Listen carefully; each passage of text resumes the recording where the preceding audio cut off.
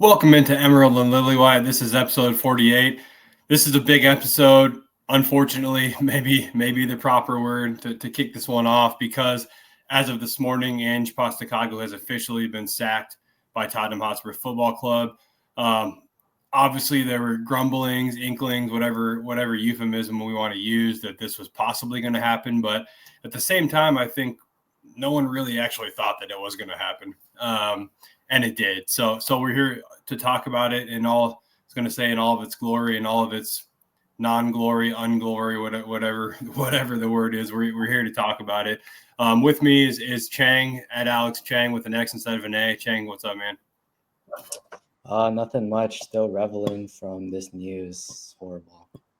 So disappointing, to be honest. Yeah, super crazy. Robbie's with us as well, at Robbie Light, Robbie_Light on Twitter. Robbie, what's up, man? Yeah, I just the vibes are in the toilet, I think, is the way to describe it. And we'll get into it more. But yeah, I think obviously there are reasons why some of this makes sense, and there are just as many, if not more, as why it doesn't make sense. So it is a really tough and probably divisive choice. I mean, absolutely divisive choice. But, yeah, there is light to be seen as to why the decision was made. But as the resident vibes guy, I think the energy of the locker room, everybody was wanting him to stay. So now we're stripping everything bare again and probably losing a handful of players, it sounds like, if things are to be believed. So I don't know what we do with that momentum that we thought we had, but it doesn't sound like we'll have it much longer. Yeah, I want to stick with you. You said, there are plenty of reasons why this shouldn't have happened, maybe a few as to why it should have happened, right? And a very divisive decision. I think divisive is the perfect word to describe the situation, especially amongst the fans we'll get to. But why don't we talk through briefly some of those reasons? And let's start with why maybe this does make sense before we get into why it doesn't, because I think that's a lot juicier, right? But let's maybe start again why some of the reasons as to why this maybe did make sense. Yeah, I think the only main reason I've seen, and we've talked for months, I mean, we were all kind of there too, is the Premier League is the only reason it's seemingly why he was sacked, is like the performance in the Premier League, obviously finishing 17th. If everyone likes to talk about his first 10 game start or whatever, since that happened, what was it, like 1.08 points per match was his average, I think. So unsustainable in the Premier League.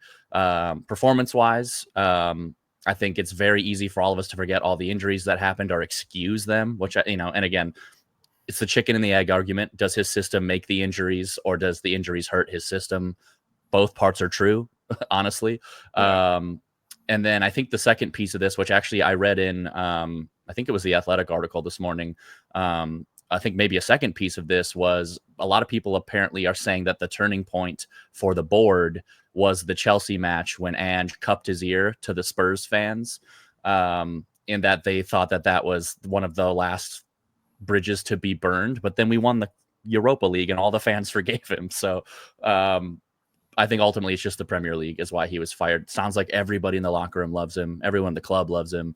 The fans somewhat divided, but I think everyone forgave him after we won a trophy. So those reasons make sense, but it's hard to buy into them knowing the ecosystem out there for available replacements, as well as just, like I said, the vibes, the energy, the belief, the momentum, all of that make all of those reasons less rational. Yeah, I think it's all really well said. I think we both posted something along this lines in the group chat today, which the group chat was popping for sure. As I imagine there wasn't a single Tottenham group chat on the planet that wasn't popping off this afternoon, right? But one of the things I shared, or you shared, or we both shared, was this idea that the club felt that they couldn't let the emotions of winning the Europa League blind them towards making the wrong decision, right? Or blurry them, we should say, maybe towards making the wrong decision. I think there's something to that. And I'll say I'm probably less upset than both of you and maybe the majority of the fan base. I'm also not happy. I'm very much agnostic to this decision, I think would be the right word. But I do understand. I look at the league form. We've talked about it a lot. Really, since game 11 of his first season, there's never been a cohesive string of good performances, right? It's been really, really shaky and rocky. And there was times earlier in the season where I said it's definitely time to part ways. And then he rebounded from the Europa League. So I understand that the club looks at it pragmatically through data and analytics and not through emotion. This decision makes sense, right? But at the same time, and I want to come to you for this, Chang, emotions are a huge part of being a football fan, and emotions are a huge part of a football club. So I think maybe I'll kick it over to you to start talking about some of the reasons why this decision was egregious and didn't make any sense at all. Yeah, so I think like on a spectrum of like Ange out to Ange in, I think I was like more upset, like definitely more far leaning than most of the fan base. I think it came as like a huge shock, and honestly, like I'm still reeling from it. I think it's a pretty sideways and even arguably, like I was talking to Max earlier, backwards move, because I feel like in those 2 years, like Ange has built that relationship with the club, he's built that relationship with the players, and like to bring in a new manager, like Thomas Frank, for example, it's pretty sideways if you're even just looking at the managers, like manager for manager. But I think when you incorporate like the relationship that Ange has built, like the trust that the players have in him and like the dressing room as a whole, it seems backwards because that's like progress that Frank is gonna have to come in and like rebuild. Like he's gonna have to build his own relationships. He's gonna have to win over the dressing room himself. It just feels like so backwards for a manager that's of like the same status and pedigree as Ange. And I think it's different when you're sacking your manager like mid-season for like a Jose, a Conte, managers who are like serial winners and have that like pedigree to them, um have that credibility and have that like experience. But to sack for like a Thomas Frank, like a Marco Silva, like these are not like convincing managers. Like they don't move me at all. And it's like it makes it so much more painful because we're going like, it's just so sideways. And it feels like the last 2 years, like haven't, like they're just going down the drain to me because you're going to have to rebuild the dressing room. You're going to have to build those relationships with those players. And if you look at the players, like they've come out in interviews, like you can just see in their body language after like we won the trophy, like they love Ange. And why are we risking that for a manager who's frankly like maybe like the same? And like you can see like there's a clip of like Poro jumping on Ange's back after we won. Like Cudi Romero has like genuinely tied his career to Ange in a way where if Ange goes, I go too. Like we're losing one of the best center backs like in the world because like it feels just so backwards. And I think like I've always thought about the Jose sacking before the Carabao Cup final, back whenever that was. And I think this situation directly juxtaposes that situation in that Levy knew back then that if Jose won that cup, like it would be so much harder to get rid of him. So he got rid of him before because that was like a decision he already wanted to make. Whereas this time, I think he definitely probably looked back on the decision and was like, what if Jose won that cup? Like, where would that put us as a club? And he gave Ange that time, knowing that he was still probably going to sack him. So I think just as a whole, it just nothing makes sense to me. And like, I get finishing 17th, but to me, like to change the culture of the club and to like end a 17-year trophy drought, I feel like that puts enough credit in the bank to at least give him the preseason and the start of next season at least. So yeah. So is it maybe the question is and it sounds like I already know the answer, but the lack of reputable names or available managers maybe factors into to the way that you feel about this. yeah, 100%. It's just so sideways, I think. Yeah. So Robbie, I know you had a list of managers you wanted to talk about, and maybe that kind of naturally takes us into that conversation, right? Because I do think Chang's very much onto something. I talked about it on the last couple of shows. If you sack Ange for Inzaghi, I'm on board. We know that's not happening. Inzaghi's on his way to Saudi Arabia. Wild decision, in my opinion. To each their own, right? There's not a whole lot of names out there, so I'll pass it over to you. I know there's three names you wanted to talk about, and that can probably take us into a bigger conversation here on what comes next. Yeah, and I'll walk you through these names because I want to start at the top by saying these names do not take into account realisticness. Like these are probably not names that are even realistic, and that's to my greater point here. These are, in my opinion, having racked my brain for about an hour. There's definitely more names if I really learned more out there, but these are 3 names that, in my opinion, are the only names worth doing what we did. And none of these names are mostly on the Vegas odds list. Maybe one of them is, or 2 of them maybe. But I'll start with the most unrealistic name. So we're thinking about Ange Postecoglou. I'll use Thomas Frank as the ultimate foil. He's not on this list for me, but Ange has won a European trophy. He has won a trophy, period. Thomas Frank hasn't won anything. So I'm not shitting on Thomas Frank and saying he won't be a success, but if that's who we go with, it's not worth it because we had someone that's already proven they can do it. So these 3 names are people that this first one, way not going to happen, but this person, proven winner, serial winner, wins everywhere, plays attractive football, plays a similar style to the players we have on our roster already. And if you told me this was the name, I would see the vision and I would be totally behind it. And that name is Jurgen Klopp. And that name is, again, not happening, but I'm putting it out there that this is the type of name that would make me go, okay, I see the vision. Yeah. I get why we're doing this. Yeah. Number 2 is a little more realistic. And again, I think this name is on some of the betting lists. Same story. As a player, serial winner. As a manager, won, a hefty amount at a major club, but only really had 1 major club experience. And that name is Xavi, or however you say his name. I think it's Xavi, the guy from Barcelona. I would see the vision there. From what I remember, he plays an attractive-ish style of football, or at least something that gets the blood flowing a little bit. He's not just a park it and forget it manager. Maybe I'm mistaken there. But he's coached at a winning club. He's handled big pressure. He won been in Europe. Yeah, he's been in European football in general. Thomas Frank has never been, I don't count Thomas Frank's European experience. Sorry, has never been in European football. Period. So that's number 2.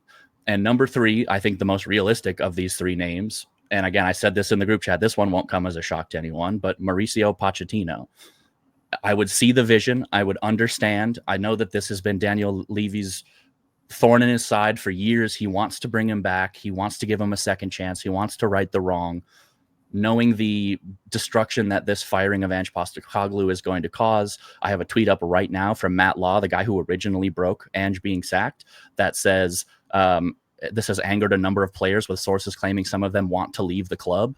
And again, I think those names are probably Romero, Kulusevski, Son is probably on that list. Pedro Porro might be on that list based on what he posted on Instagram. But if you bring in Pochettino, Son might be able to get all those guys back on board pretty quick, and Son might stay. It would be a great reason for Son to stay. So my names are Klopp, Xavi, and Pochettino. And if it's any other name, I am not going to be moved. And as Chang said, it's a sideways move. It's a backwards move. It's an uninspiring move. There's a few other names I could maybe toss out, but like Nagelsmann, don't think is a realistic possibility. He's going to stay with Germany. Not even Germany. There's a couple other names like that, but Jurgen Klopp doesn't have a job. Xavi doesn't have a job. Pochettino has a job, but it sounds like U.S. men's national team is becoming untenable already. And he wants to come back. He said 3 months ago he wants to come back. So those are my 3 names. If it's not those 3 names, I'm not saying it's doom or gloom, but I just don't get the vision if it's not a name of that caliber. Chang, what do you think, man? Any of those names strike you as potentially realistic? Yeah, so unfortunately, Robbie, I might have to throw Klopp out the window. I know you acknowledge that, but the Travago guy, American Twitter is discovering. He's on record saying he would never coach another Premier League team other than Liverpool also, but that money changes everything, but Tottenham not known for that. So for sure. I think out of your list, and honestly, out of the betting favorites, I'd probably give my top 3 to Xavi, Frank, and then Glasner. Xavi, I think, is a great he plays the youth, honestly, and he gave players like Yamal, Kubarsi, Marcasado, Fermin Lopez their senior debuts.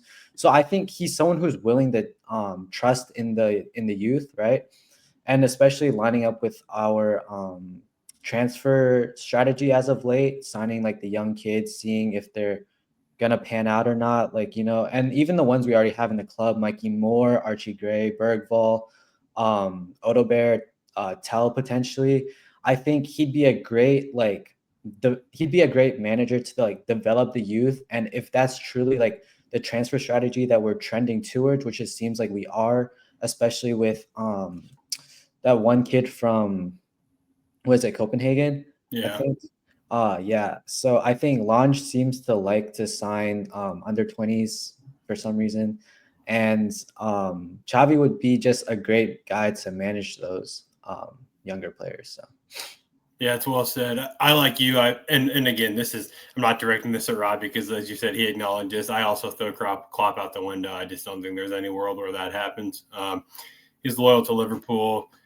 He's got a kind of a cushy gig right now too with Red Bull. So I don't see that happening. Xavi, I agree with you. I think Xavi would be a shrewd hire. It's also worth noting that Bergvall was heavily recruited by Xavi at Barcelona, right? And it ended up at Spurs. So there's a player who Xavi saw value in, but I agree. I mean, if Xavi's somebody who understands the value of relying on the academy. I mean, he was part of a group that came through the academy and just won everything together, right? And granted, I'm not saying what we have is Messi and Busquets and Xavi and Iniesta. We're not there, right? But he understands the model, right? And I think he's passionate about a club operating in that manner. So there is some value there, I think. And as Robbie pointed out, a serial winner in his career, won La Liga quickly with Barcelona. And the only reason he left Barcelona, he chose to leave, right? He was not sacked by Barcelona. And I'm paraphrasing, but essentially he said, I'm not going to steer this ship with the board just like dragging it down in the process, right? He's like, I love this club too much to be at the helm as it lights itself on fire, is essentially what he said, right? And Barcelona struck gold, I think, with Hansi Flick, and they're doing okay right now, but I understand why Xavi left. I also think that he's probably somebody who would want to test his hand in the Premier League. So I think they say where there's smoke, there's fire. Xavi is probably in the running for this gig. And then Pochettino, you guys know I'm a Pochettino homer. I always have been and I always will be. I would love that hire. I think it's interesting because he recently gave an interview on Tim Howard and Landon Donovan's podcast. There's a lot of talk about how Pulisic and McKennie and why am I drawing a massive blank here? The other dude who plays for AC Milan, that's not Pulisic, that plays for Musa. Yunus Musa. These guys have opted out of playing in the Gold Cup, right? And some people say with McKennie and Weah, potentially because of the Club World Cup. I don't know, but he essentially came out and, again, massively paraphrasing here, said we need a group of national team players who want to play for the badge and want to put the badge before everything else, right? And he talked about Argentina. He cited Argentina, Spain, England, Germany. The only thing that matters to these guys is playing for their club or their national team. They don't care if it's a friendly. They don't care if it's a World Cup. If they're called up to the national team, they go. It's the most important thing for them. And he said, we need to get our players there. Now, he did say that's our job as coaches, right? But that's the Pochettino way. He's always going to own things even when he shouldn't, right? So I don't take too much stock into that. But it's clear that he's rethinking this thing with the U.S. men's national team. And I think when you take that job, the U.S. has always been known for being super fucking gritty. Like, we throw the shirt on and we fight like dogs for every inch of the pitch, right? And that has been the U.S. way. Now we have all this talent, and that ethos isn't really there, right? I think I do recognize that these players are now playing for clubs that Donovan and Dempsey and Bocanegra and Beasley didn't play for, right? They weren't at this level from a club perspective, but I don't think that's to change anything. And I think that's where Pochettino is growing frustrated. I think the name Pochettino is probably the only one that calms the fans down and gets the fans bought back into the club right now. I think if the team hires Frank or Iriola or Silva, I think they are clowning themselves and are proving all the banter that everybody talks about when they talk about this organization and how poorly it's run. It would just be honestly shooting themselves directly in the foot if they were to make that decision, especially when you consider as one of you pointed out so aptly, how upset the team is, that really factors in here. So I think Pochettino is the one name that can, as Robbie I think said, get the team back on board through Son, through his relationship with Pochettino. I look at the squad available to Pochettino. He plays a 4-2-3-1. I think with Madison as a 10, Kulusevski and Son as wide players with Solanke up top, Tell, Odebear, you've got a pretty good attacking quadrant, right, for the way he wants to play football. I think it probably gives Kulusevski a home, which is difficult to do, we've seen, but the way that Poch inverts his wingers and has his fullbacks stay wide, right, I think gives Kulusevski a little bit of life, which is interesting to me. And then I think in a pivot, Bentancur, Bergvall, Sarr, you've got plenty to work with there. Backline, who knows, with Romero's stance on the Ange vid, all right. So anyways, I don't mean to go down a Pochettino hole, but I think that name probably would calm the fan base down a little bit, which is going to be important right now too. And I do think that if they've been back chilling and bringing Pochettino back, maybe one of the only reasons why they would have made this decision, if not for, one of these names like Klopp or Inzaghi, which we now know is officially done, right? But yeah, I think those are the only three names. I agree with you, Robbie, that would make this make any sort of sense. And I would put an asterisk next to Xavi because, well, I think it would be a great hire. I'm not quite sure that Xavi would immediately win the fan base over. I think he could for sure pretty quickly, but I think Klopp and Pochettino are the only two names on your list that immediately win the fan base over and calm them down. Yeah, I wholeheartedly agree with that. I think definitely the fan base is in disarray, but I do think that the people that are upset with Ange are potentially just more vocal than the people that are happy with the sacking. I think if you really look into it, I think the fan base is probably a little more split than I think it is. Especially like seeing on Twitter and stuff like that. Like a lot of people do acknowledge this like 17th place and everything.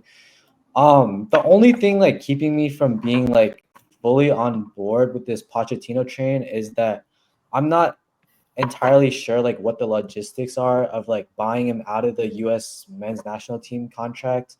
Like I'm not sure how it would work, especially with this whole cycle coming up of like the Gold Cup and the World Cup coming up. So I think that like if I had more like clarity on how we would get in, particularly like with this contract logistics, everything like that, I could potentially be more on board. But I do think like realistically we are ending up with Thomas Frank, and I think if we don't even get Thomas Frank, then everything could turn sour like real quick because Marco Silva is like even worse. Oliver Glasner could be okay. Androni Iraola, I'm not like totally sold on. I think they definitely overperformed most of the season and then fell off a little bit towards the end. So yeah, I think Xavi and Thomas Frank are definitely the least of all evils, but even then, like it still feels incredibly like sideways. Just to repeat myself, yeah. Yeah. I mean, it's got to be somebody who has a track record of performing well with youth. I mean, there's no way around that, which again, Xavi, I think does. Pochettino, I think does. Won't even say the name Klopp. I don't want to continue to beat that train, right? But he does.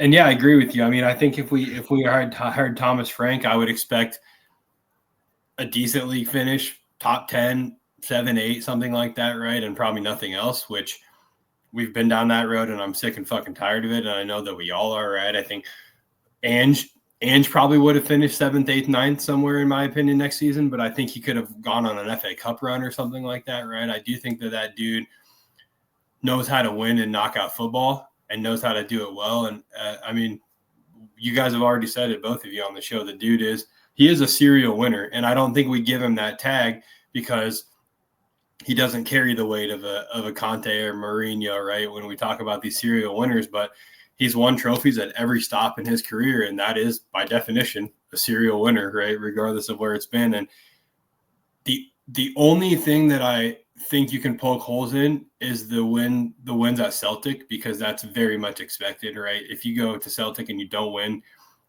you failed miserably, right? But everywhere else, Brisbane Roar, Melbourne victory, Yokohama, those teams are not expected to win their leagues, right? And he won those leagues triumphantly with all three of those teams. There's an interesting documentary. No, that's not right. Just like a short 35-minute film that one of the Australian news outlets put out, and I think you probably both have already seen it or at least seen of it, but where it's called The Biggest Game of His Life, I think, and it's just, again, a 35-minute little short on Ange Postecoglou and his career, and it's pretty impressive when you look at not only those places I've already listed that he won trophies, but the ups and downs in his career, getting sacked from the U17 Australian national team, not having a job for 2 years, doing media, doing TV punditry, getting a chance in Greece again with, I can't remember which team it was, did pretty well. That's when he ends up at Brisbane Roar, flips them from kind of a nobody into a title-winning team, goes back to Melbourne with Melbourne Victory, flips them into a title-winning team. And at that point, he's seen as like the guy in Australia, gets the Australian national team job, wins the Asian Cup, takes the team into the World Cup, where I think they beat the Netherlands 2-1 in one of the matches. They didn't get out of the group, right? But anyways, he's fought through a lot of adversity, and I think that's very evident in his career. But he's up against more adversity now. But he just so happens to be the guy that broke the Tottenham curse. I think the next question then is, and I'll throw it out to both of you, but whoever comes in now no longer has the monkey on the back of needing to break Tottenham's like trophy drought or trophy curse or whatever. So does that change anything? Is that maybe some of why the club decided, okay, now it's time to hit the reset and start an actual rebuild because we've gotten that monkey off of our back and can actually kick on? I don't know. I would say that's another reason. The monkey on the back thing is another reason why I think it's the perfect time to bring Pochettino back again, whether that's realistic. And the buyout clause that Chang mentioned, I just kind of Googled it, and apparently it's a pretty hefty buyout clause. Yeah. I don't know if he can just quit or something, but I don't know what that looks like. But I think it would be the perfect time for him to come back. But again, who knows? But yeah, I don't know. My personal view of the situation is we need to be ascending from this point, and we need to have the next person that comes in needs to have one more than Ange has won. We have to, again, in a vacuum, Thomas Frank, if this was us before we hired Ange, Thomas Frank probably would have been a lot of people's favorite. We'd be like, oh yeah, this guy seems like a legit guy. He brought up Brentford. He, whatever. He was kind of the same profile as Ange when we hired Ange. But 2 more years on, and Brentford's finished 8th and 15th or something, or they finished really terribly in recent years. And then, again, I'm going to bang this drum forever. No European football ever. He did, the phrase everyone uses is he's done so much with so little, but he really hasn't done much. I guess getting promoted is certainly commendable to the Premier League, but I don't know. If we're going to be in the Champions League, I want us to have a manager that's managed in the Champions League before. Otherwise, I just think we're going to get boat raced. So maybe that's what it is. But I think ultimately all of this goes back to financials and the idea that apparently it's important for our managers to finish high enough in the Premier League so that our budgets are balanced in a way that we make enough money. And we more than canceled that out by winning the Europa League and getting Champions League qualification, but apparently finishing 7th is just as good in the eyes of the board. So I don't understand that at all. But the monkey on the back thing is nice. I don't know. If talking about a rebuild, the idea we've been given on the internet today is that there's no money to spend. So what are we going to rebuild? I think that's another reservation I have with Thomas Frank is he runs a totally different formation. We can't even afford to buy players, apparently. So how are we going to switch to a back three with wing backs? Yes, we have some players that can fit that mold, but then we're exactly where we were, where we have no depth. We have no injury protection. We have to start 3 center backs now. So our center backs are even shallower than before. We have less depth. I guess if we sell Romero and buy Mark Gahey, then cool. Wow. We've done nothing to improve there. And yeah, Udogie and Porro could play wing back for sure, but who else? I don't think Spence could play wing back. Sorry, he's a great player, but I don't see Spence as a wing back. And then we'd have to buy more wing backs, but I don't know. If we're going to and Glasner, same way. I think you guys have seen me in the group chat. I actually really do like Glasner. I don't think he's realistic at this stage, but he's also a back three wing back type manager. So I don't know where we go. So that was another influence of the 3 names I picked, is they run systems that sounds like could fit our current roster construction. And it doesn't sound like we're going to have much wiggle room, or players don't even want to come here or even stay here. So I don't know where to go there. Yeah, the youth is a big thing to think about here, and to your point of maybe there not being enough money to continue to spend, which is pretty wild to me, because I don't understand how there would be no money to spend when you look at our revenue versus our spend. Seems to be plenty. Beyonce just played at Tottenham Hotspur Stadium last night, right? That probably brought in a penny or two. So some of that could be a smoke screen. Who knows, right? The media says all kinds of shit. But we do have to rely on the youth. That's where the names Xavi and Pochettino both stick out to me as being very successful with groups of youth, right? Look at what Pochettino did in 16-17 and 15-16 with a really young core of players. Is there a world where Harry Kane comes back to play for Mauricio? I don't know, right? But there's going to have to be an emphasis on the youth for sure. Let's talk about some of the reasons why this maybe does make sense, because it's happened, right? There's no going back. It's done. So, and again, I'm not trying to do any sort of justification here, right? I just think it's worth talking more positively about why maybe this did make sense, because again, it happened. You both have already mentioned 17th place. We were really, really poor for a long time in the league. And if you look at the Europa League run, I think both legs against Alkmaar were very poor. We got through off a couple of great goals from Odebear. If I'm not mistaken, at least one for sure, maybe two from Odebear. Madison as well performed really well. If you look at Frankfurt, I think we were pretty poor in the first leg. We were great in the second leg. Got through. Two great performances against Bodo Glimt and a good enough performance in the final, right? But this is a small handful of good performances amongst a sea of really poor performances. And in the league, how many times did we get on this podcast and say, like, oh, boys, we were really fucking bad today? It happened a lot, right? Where there was just no positive football at all. So, again, if you remove the emotion of it all and look pragmatically, and data, right, is the word here, I can understand it. But maybe the question for both of you again is, we have this new CEO coming in, Vinay Venkatesham. I'm probably not saying that exactly correctly, and I apologize to our new CEO for that. I'm sure he listens to the show. My bad, bro. But he's come in, and he's probably shaking things up a little bit. Is there a world where it was maybe him that came in and said, I'm not comfortable moving forward with Ange Postecoglou at the helm? I've got my own vision, my own ideas. Do you think that plays into this at all? Probably, but I don't. Again, I just when you think about, especially the guy that came in from Arsenal, right? Like, there's you also, and this is the same in American football. Like, this happens all the time in American football when a new GM comes in, a new, they want to have their coach, so they'll fire the existing coach, they'll do whatever. But I'm stuck in a loop in my brain. It all goes back to, like, there's no other choices. Like, there's just no good choices. Yeah. I just don't get it. And again, I pray that this next manager hire is a drop of a bomb from the sky that we never even saw coming. But that's probably not likely.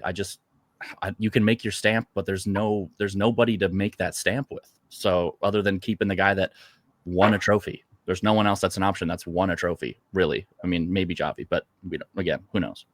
Yeah. Well, I know for sure. Oh, go ahead, Chang.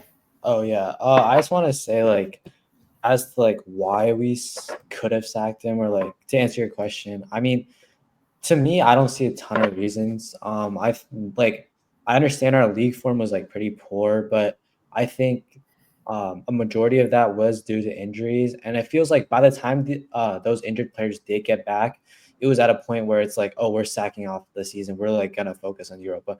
So I think, like, to some extent, 17th is like I do understand it's unacceptable, like 22 losses, whatever. But it's just like, how much do we care about the league at this point? Like, we won the Europa League, like we were focusing on the Europa League. Like, it just, I don't know. It's tough. And also, like, I just want to, like, throw something out there. I feel like when we signed Ange, he was like a relatively unknown kind of coach, like kind of up and coming type of thing.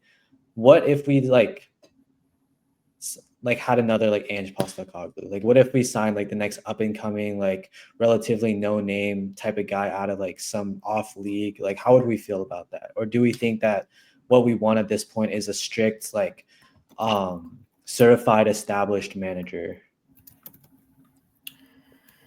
Yeah. I don't know. I mean, I think really the only thought I have there is, if we're bringing in another Ange Postecoglou type, which some of these names are that we've talked about, then as you said earlier, what are we doing? It's totally sideways at best, backwards at worst, right? And I think there's an argument that if you don't bring in a really heavy hitter, then you've just completely taken a backward step, which I hate saying it. I'm really trying hard to not be self-deprecating about my club, but it's just so on brand for Tottenham to win their first European trophy in 40 years, their first silverware in 17 years, and then just launch itself into chaos by sacking its manager and pissing off the squad. Now, granted, some of these guys like Romero, who said they're tied to Ange, he's under contract, so he may not have no option but to play for Tottenham Hotspur next season, right? And that doesn't bode well probably down the line, but one more season is one more season, right? So some of that factors in. Guys can't just walk away, or I guess they can refuse to play, right? But there's also names out there who I think could get them back on board. But like you said, to bring it back to what you were talking about, if we bring in another Ange Postecoglou, then which very likely could happen from all the things that we're hearing, then what in the world are we doing here? We're just very on brand for Tottenham Hotspur, unfortunately. Yeah, like I think in previous managerial hiring cycles, it makes sense to pivot. Like it's like, okay, Pochettino, again, not saying anything about him other than at the time when he was sacked, it was like he never won a trophy. He couldn't win the big game. So let's hire someone who wins big games and wins trophies. Ange was the inverse opposite of Conte. Like we tried it again. We had this really strict, rigid, mean, boring football playing manager who won all these things. And then we're like, well, we got Daniel Levy. We got our club back. Like everyone's throwing that quote back in his face today of like, hey, it looks like Daniel Levy was worried he was losing the club to Ange Postecoglou essentially. And so he had to cut him off at the head while he could, was kind of some of the quotes that are coming out today. But yeah, like, again, like if we're going to fire Ange for a guy who could be Ange, well, we already have Ange. So like, I don't like, and he's won a trophy again. That's just like, again, Thomas Frank in a vacuum, a decent name to be throwing out there, but where we just came from, we just won a trophy in a European competition. And we're going to hire a guy that's never even played in Europe or won a trophy, period. I mean, maybe he won one at Brøndby in Denmark or wherever, but I don't know. It's just, I don't know. I just don't get it. We need to accelerate where we're going, in my opinion. We just started something. Let's keep it moving forward and upward. Sounds like we're tearing it all down. And the only reason tearing something all down like that makes sense is if you're ready to totally flip everything and inject a bunch of money, buy a bunch of new players, do all that stuff. And it doesn't sound like we're ready to do that, nor have we ever done that. So I just don't see what the vision is. I mean, there's more than two choices to be made, sure. But in my mind, it's you either keep the momentum going, you escalate your squad, your manager, you hire better people, buy better players, hire better manager, or you tear everything down and are terrible. And that doesn't sound like a good option. We just did that. We just tore everything down a year ago, which is the crazy part.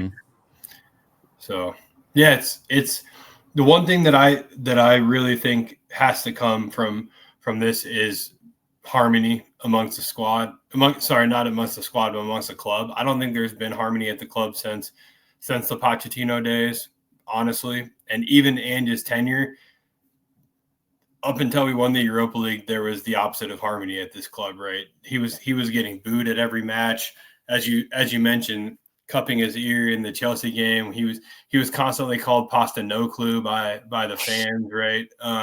So there was only harmony once he won the Europa League, right? And so whatever happens, and that's not me highlighting anything about Ange. That's just me saying there's been a lack of harmony for a long time at this football club. And the only thing that will make me feel like this was okay is if a decision is made to bring harmony back to the club, where the fans, the team, the manager, and the board are in lockstep, because that was happening under Pochettino. And again, this is not me saying bring Pochettino back. It's just saying whatever happens has to be made with a view of bringing harmony back to the club, where people can go enjoy watching Tottenham Hotspur and the manager's not berated and not booed, and the squad's happy with who they're playing for. And it's asking for a lot, but the only way that this will make sense to me and that I'll be able to hang my hat on this decision is if that comes from this. Time will tell. So, yeah, I think that's probably going to do it. Is there anything else you guys want to talk about before we wrap up? Yeah, I know you're a little crunch for time, so we can skip this. But I think in the club official statement, something that really stood out to me was that they said that it is crucial that we are able to compete on multiple fronts. And I'm not sure, like, what are they expecting? Do they want us to, like, would they prefer if we finish, like, what, fifth? Like, is that what competing is? Like, what is truly competing to them? Is that like a semifinal run, but we get eliminated, we don't win? Like, what? It feels like he wants us to spread our efforts around more. But I feel like with the resources that especially Ange was given, that wasn't really possible. So you could definitely tell when there was a shift where Ange was like, okay, I'm going to sacrifice the league for the Europa League. It just feels like if we concentrated on the league and what pushed to like 10th maybe, and like didn't win the Europa League, would that have made Levy happier than whatever happens and like winning the Europa League, finishing 17th? Like, what truly does compete on multiple fronts mean to like you guys, I guess? Good question, Robbie. Sorry, I was just checking my Twitter feed, seeing what else was being said. I missed the question. No, you're good. Really, Chang asked, what is competing on multiple fronts? What does that mean to us? Because the club came out and said part of this decision was that we need to be competing on multiple fronts. And I think it's a great question. Very nuanced question, right? Because as Chang just said, if you finish 10th and don't win the Europa League, were you competing in the Premier League? What does that actually mean? Yeah. I think there's two answers, and they're both equally depressing. The first one is competing on all fronts to Tottenham Hotspur means finish fourth in every competition, don't win anything, but man, that checkbooks, those checks are coming in for those games, for those ticket receipts, for those whatever. Or no, you have to be winning everything, but we're going to give you 1/3 of a squad that you need. And so you're not going to win anything, and we're going to fire you every 18 months. So I think that's kind of where we're at is no, you have to win the Premier League and the Champions League and the FA Cup and the Carabao Cup, but we're going to give you 10 first-team players and 35 youth players and 2 guys from Brazil that actually aren't good. So I feel like that's where we're at as a club is spend as little as we can FC and see where that goes. So yeah, I think both answers are equally depressing, but I'm leaning towards the expectations are through the ceiling and are impossible for literally any manager to achieve. So yeah, I think it's a pretty tone-deaf statement from the club to come out and say that. I mean, we've really never competed on all fronts ever. Maybe for 2 years under Poch, and that's really been the only time that we were competing on multiple fronts, right? And even the Champions League run to the final, we were poor in the league when the following year, right? I think we did qualify for the Champions League in the year that we made the Champions League run, right? So that is competing on multiple fronts. But the next season, it all kind of spun out of control, and that's probably a result of trying to compete on multiple fronts the previous year, right? So Poch even came out and said the squad is just like absolutely knackered, not only physically but mentally after losing in the final, right? So yeah, it's super tone deaf from the club. We just won a European trophy. As you said, there's never going to be the depth required to compete truly on 4 fronts because of the wage structure. Talked about that a ton. I always will talk about that, right? Is wage structure holds us back from having actual depth because you get talent to come in knowing they're going to play every other game if you pay them massive wages to come in and do that, right? You cannot pay somebody 70 grand a week to play every 3rd game. That's not going to happen, right? Unless they're not talented enough to be competing on multiple fronts right, at this level. So, yeah, really tone deaf statement from the club.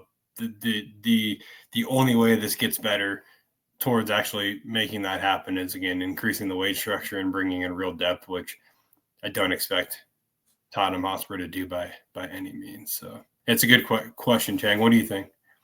Yeah, to me, it kind of feels like we want mediocrity on every front, but we don't want like you to win anything. Because realistically, like every team sacrifices one or two competitions at some point in their season, right? Like Liverpool, they won the Premier League. They got like knocked out of the round of 16 in the Champions League. Like, would that be considered like competing in the Champions League? Probably not, because that's the round of 16. Like, they didn't win the FA Cup, they didn't win the Carabao Cup. So what, it just it's mind boggling to me, because I already think like Ange probably overachieved like the Europa League with this team and like with these injuries. So it's just like, what does Levy want? Like, what would make him happy other than a nice paycheck? It's just like, it's confusing. It like, what manager would want to come into like such unrealistic standards? And even like, it seems like a lose-lose situation. Like, you compete in the league and you lose the trophies. Okay, you finish like a decent, for Tottenham, probably like sixth maybe at this time.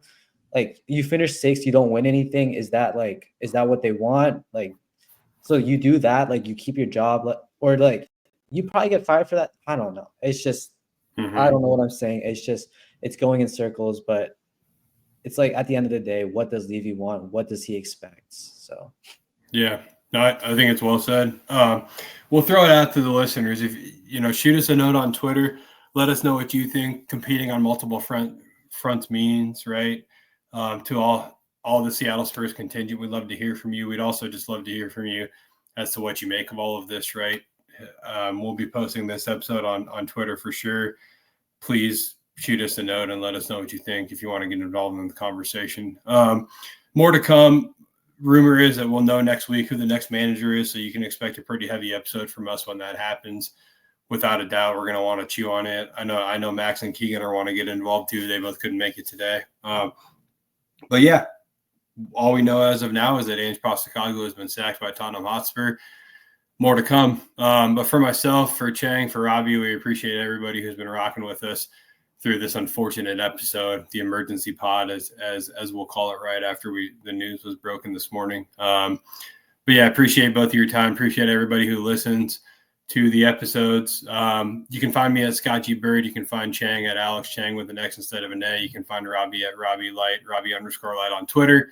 You can follow us at Lilywhite on all social media platforms. Most importantly, you can follow Seattle Spurs. We are the official YouTube channel of Seattle Spurs, at Seattle Spurs on all social media platforms. Do sign up for the Gmail list. It's seattlespurs@gmail.com. Shoot us a note. We will get you on the mailing list. You're going to get all kinds of weekly content, watch parties.